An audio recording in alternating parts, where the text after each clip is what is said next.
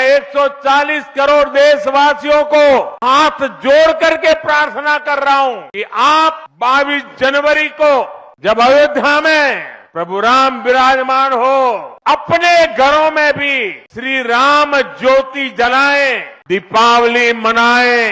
भारत के वजीर आजम नरेंद्र मोदी अयोध्या गए थे और वहां पे उन्होंने कहा कि जो 22 जनवरी आ रही है अगले महीने, उसमें सारा जो मुल्क है वो दिवाली मनाए। पूरे 100 करोड़ हिंदुओं की आस्था का जो केंद्र बिंदु है वो श्री अयोध्या है। पहले समझना पड़ेगा लोगों को। आज हमारे प्रधानमंत्री जी ने जब कहा कि 22 जनवरी जब ये प्राण प्रतिष्ठा होगी और उस दिन जो है आप सब लोग को दीपावली, मैं तो मनाऊंगा। जो राम भक्त हैं उन्होंने 550 साल इंतजार किया है इस दिन का। राम टेंपल की इनॉग्रेशन से पहले 15,700 करोड़ का गिफ्ट दिया गया है अयोध्या सिटी के इंफ्रास्ट्रक्चर के लिए। और मैं ये भी बताता चलूं, पाकिस्तान से जो लोग देख रहे हैं कि ये वही अयोध्या सिटी है जहां पे राम मंदिर और बाबरी मस्जिद का जो इशू था। हमारे जो मुसलमान हैं वहां पे और दूसरे लोग हैं सारे इसको जज्बाती तौर पर ले जाते हैं, हालांकि जज्बाती नहीं होना चाहिए। ये हकीकत है कि इन्वेडर्स आए थे, उन्होंने कई मंदिरों के अंदर मस्जिद बनाई थी। ये कोई एक बाबरी मस्जिद का अकेले का मसला नहीं था। This has happened after a wait of 5 centuries, 500 साल।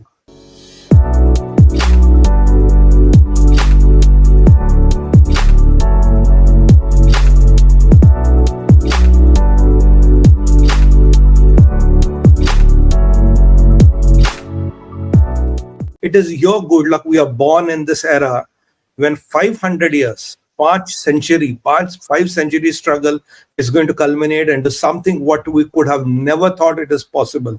That is what is done. It's a big victory for Sanatan Dharma. It's a big victory for... दोस्तों जय श्री राम। अब 550 साल बाद भारत मनाएगा एक अनोखी दिवाली, वो भी बनाएगा सिर्फ मोदी जी की वजह से, क्योंकि इसी 22 जनवरी के दिन राम मंदिर का उद्घाटन जो किया जाएगा, ये ना कि सिर्फ भारत में बल्कि ये पूरे के पूरे कई देशों में भी सेलिब्रेट किया जाएगा। जितना कि लोगों को इस नए साल का इंतजार नहीं था, उससे ज्यादा तो लोगों को 22 जनवरी का इंतजार है। इसी 22 तारीख को होने वाले उद्घाटन और दिवाली जैसे माहौल को देखते हुए पूरा का पूरा पाकिस्तान सदमे में है। उनका कहना है कि भारत एक राम मंदिर के सिर्फ उद्घाटन के लिए पूरे के पूरे देश को इतना ज्यादा क्यों सजा रहा है और उनका साथ बाहरले देश भी क्यों दे रहे हैं। दोस्तों आपको बता दूं कि ये 22 तारीख के दिन ही राम मंदिर की स्थापना की जाएगी। इसी वजह से तो पूरे देश को त्योहार से भी ज्यादा सजाया जाएगा, ऐसा लगेगा कि जैसे दिवाली ही है। तो चलिए देखते हैं कि इस पर मोदी जी का और पाकिस्तानी मीडिया का आखिर क्या कहना है।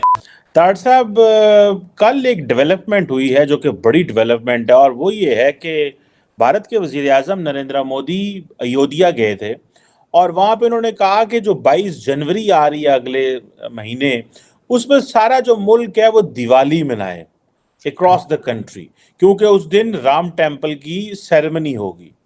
ताड़ साहब, उन्होंने ये भी कहा कि जो राम भक्त हैं उन्होंने 550 साल इंतजार किया है इस दिन का। अब जारी बात है इस हवाले से बड़ी इंडिया के अंदर, क्योंकि यहाँ पे मस्जिद थी, मस्जिद गिरा के फिर ये मंदिर बन रहा है और इसकी सुप्रीम कोर्ट ने इसको वैलिडेट भी किया हुआ है। ताड़ साहब, आप इसको कैसे देखते हैं? बल्कि फरवरी में प्राइम मिनिस्टर मोदी जो हैं वो अबू धाबी के अंदर भी एक मंदिर का इफ्तिताह करने जा रहे हैं। ये जो एंगल है भारत के वजीर आजम की पॉलिटिक्स का कि मजहब को बहुत ज्यादा कर रहे हैं, लेकिन उनको रिस्पॉन्स भी बड़ा मिल रहा है, शायद उसकी वजह इस पर जरा मैं चाहता हूँ कमेंट करें, क्योंकि इकोनॉमिकली इंडिया ग्रो कर रहा है, तो अगर वो मजहब जो है और आइडेंटिटी एंड हिस्ट्री की बातें कर रहे हैं तो लोग उसको सब्सक्राइब कर रहे हैं। How do you see this, ये जो ट्रेंड है एंड ट्रांसफॉर्मेशन जो है भारत के अंदर, इसको, और पर्टिकुलरली ये जो उन्होंने कहा कि 550 साल हम इंतजार कर रहे थे इस दिन का कि यहाँ पे हम ये मंदिर बना सकें। ताड़ साहब, do you think this is a changing India?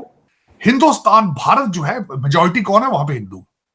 इस सबसे पहले मोदी साहब ने कहा, उनका प्लान ही ये है कि मेजॉरिटी में से मेजॉरिटी के वोट लेंगे, हमें माइनॉरिटी की जरूरत ही नहीं।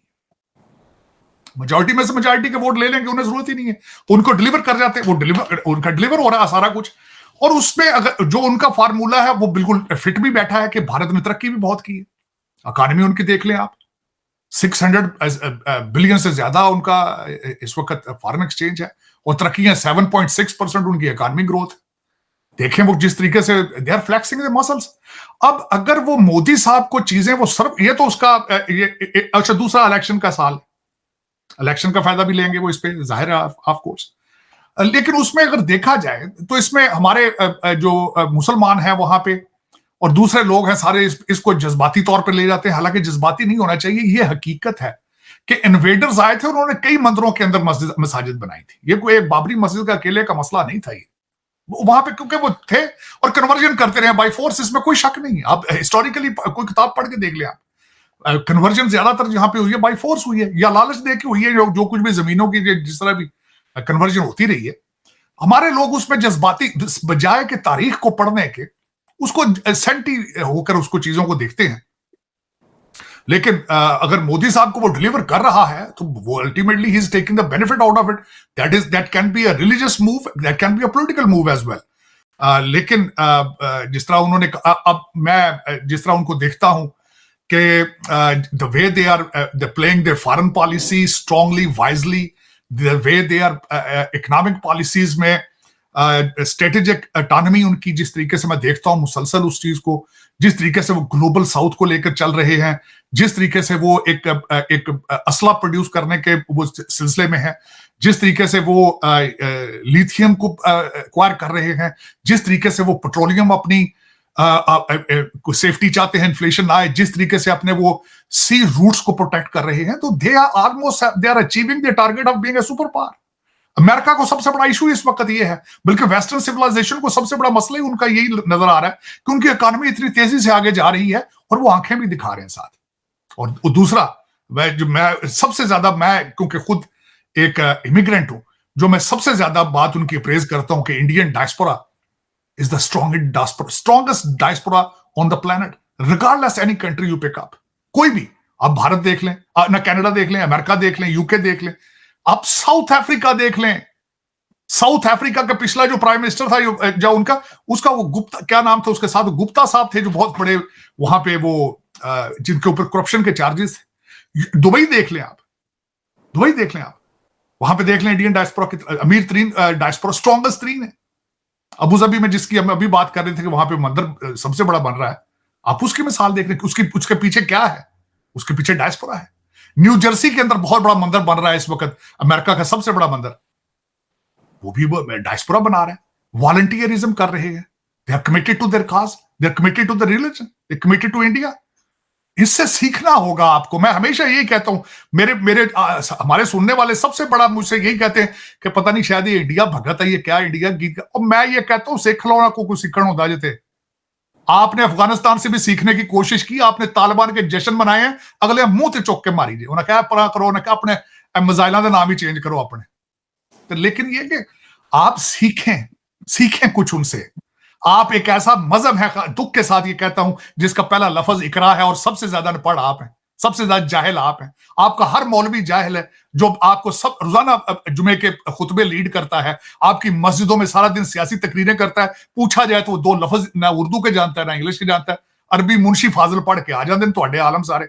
दोस्तों, आपने इस वीडियो में देखा कि 22 तारीख को होने वाले राम मंदिर के उद्घाटन को लेकर पाकिस्तानी मीडिया ने क्या कहा, और आपने मोदी जी का भी सुना कि उन्होंने भी 22 तारीख को लेकर क्या कहा है। और दूसरी तरफ दोस्तों, मोदी जी अयोध्या आने के बाद काफी लोगों से मिले, उनके घर भी गए, यहाँ तक कि उनके घरों में जाकर उनके हाथों की बनी चाय भी पी। अगर अभी तक आपने वो वीडियो भी नहीं देखी तो नीचे डिस्क्रिप्शन में उस वीडियो का लिंक है, वो वीडियो भी जाकर आप देखना मत भूलिएगा। और उसके साथ साथ हमने अयोध्या से रिलेटेड और भी वीडियोस को अपलोड किया है, आप वो भी जाकर जरूर देखिएगा। तो चलिए इस वीडियो में इतना ही। अगर वीडियो अच्छी लगे तो वीडियो को लाइक करना मत भूलिएगा, और चैनल को सब्सक्राइब नहीं किया तो वो भी कर दीजिएगा। तो मिलते हैं एक ऐसे ही नए अपडेट के साथ, नई वीडियो के साथ। तब तक के लिए जय हिंद, वंदे मातरम।